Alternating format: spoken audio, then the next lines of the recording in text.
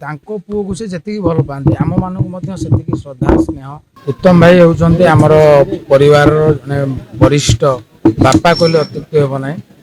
तो उत्तम भाई सहित आमर अनेक स्मृति कौन बहुत प्रकार आम घरे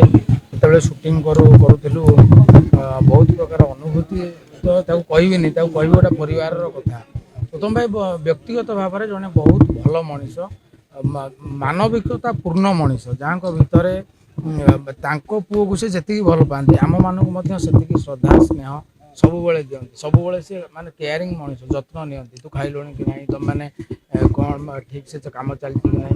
बहुत सब सी आकट करती तेणु सी आम माने सिनेमा जगतर बापा कहले अत्युक्ति हम ना उत्तम आज घर को जाइए घर सब किए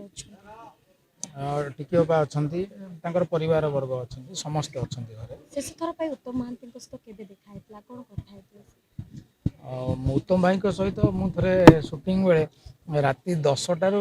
11टा जाए गपीची किंतु उत्तम भाई कथा सी बहुत जोक करती माने एत मजा करती आपण मैंने कहीं जानीपारे ना केतबेले से मन दुख करेबेनि सी सीरियसली कहते कि तुमको हस माड़